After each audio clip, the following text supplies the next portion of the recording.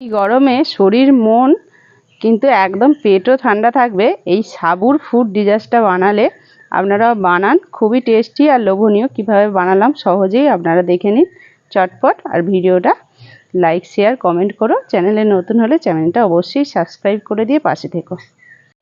এই প্রচণ্ড গরমে শরীর মন আর পেটও কিন্তু ঠান্ডা রাখতেই হবে। যে হারে গরম পড়েছে কিচ্ছু ভালো লাগছে না। আজকে আপনাদেরকে একটা ফল দিয়ে সাবুদানার সাথে একটা ডেজার্ট বানিয়ে দেখাবো। খুবই টেস্টি আর লোভনীয়, সহজেই কিন্তু বানানো হয়ে যাবে। আপনারা দেখুন ফুল ভিডিওটা। আর এই গরমে তৃপ্তি ভরে খেতে পারবেন, এটা আমি বলতে পারি। প্রথমে আমি উনুনটা ধরিয়ে নিচ্ছি। এটা কিন্তু বানানো খুব সহজেই হয়ে যাবে, একদম চটজলদি বানানো যাবে আর খেতে খুবই অনবদ্য। কড়াইতে দিয়ে দিচ্ছি লিকুইড দুধ। এটা গরুর দুধ আছে, আপনারা যে কোনো লিকুইড দুধ ব্যবহার করতে পারেন।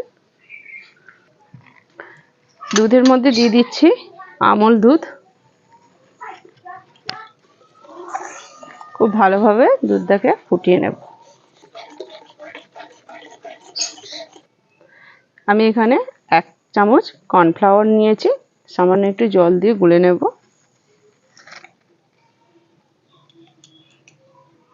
এই কর্নফ্লাওয়ার গুঁড়া জলটা দিয়ে দিচ্ছি দুধের মধ্যে। এর মধ্যে দিয়ে দিচ্ছি আমি 1/2 কাপ পরিমাণ চিনি।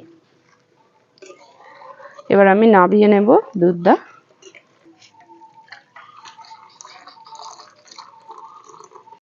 কড়াই আমি ধুয়ে নিয়ে চলে এসেছি। এর মধ্যে দিয়ে দিচ্ছি জল।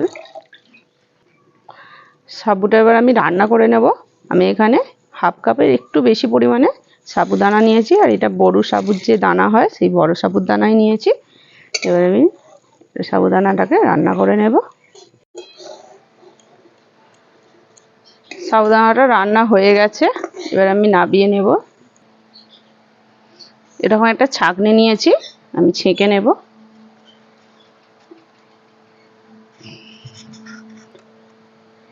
সামান্য একটু জল দেব, দিয়ে ঠান্ডা করে নেব। এদিকে সাবুদানা সিদ্ধ হতে হতে কিন্তু আমি দুধটাও কিন্তু ঠান্ডা করে ফ্রিজে রেখে দিয়েছিলাম। দুধটা কিন্তু পুরো ঠান্ডা হয়ে গেছে। এবার আমি সাবুটা দিয়ে দেব।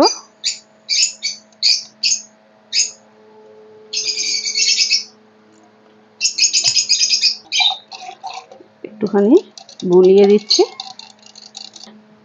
এখানে আমি সব রকম ফল ব্যবহার করছি। আমি এখানে পেঁপে নিয়েছি, কলা নিয়েছি, আম নিয়েছি, আর নিয়েছি বেদানা, আপেল আর শসা নিয়েছি, কাজু কিশমিশ দিয়েছি, আর নিয়েছি চেরি আর খেজুর। এই ফলগুলো দিয়ে আমি বানাবো। প্রথমে পেঁপে দিয়ে দিচ্ছি, শসা দিয়ে দিচ্ছি,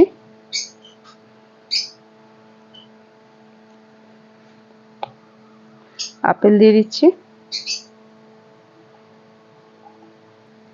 আম দিয়ে দিচ্ছি, কলা দিয়ে দিচ্ছি, আর বেদানা দিয়ে দিচ্ছি, খেজুর, কিশমিশ, কাজু বাদাম, অল্প একটু চেরি,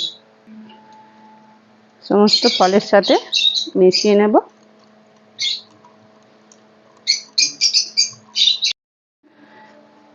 এবার আমি গ্লাসে ঢেলে দেব। আর যা গরম পড়েছে বন্ধুরা, দিনের বেলা তো উনুনের ধারে কাছে আসাই যাচ্ছে না, তাই বিকালেই এই ঠান্ডা ঠান্ডা রেসিপিটা আপনাদেরকে শেয়ার করলাম। খেতেও কিন্তু খুব ভালো লাগবে। কতটা ঘন হয়েছে দেখুন, খুব সুন্দর কিন্তু হয়েছে, আর ঠান্ডা ঠান্ডায় কিন্তু ভালো লাগবে।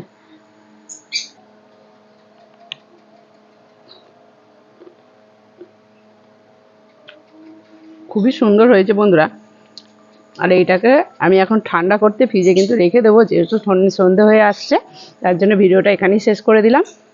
আপনারাও বানান, সকলের মন জয় করুন। আজকের মতো এই পর্যন্তই। আবার অন্য কোনো দিন নতুন একটা ভিডিও নিয়ে হাজির হবো আপনাদের কাছে। ততক্ষণের জন্য টাটা, নমস্কার।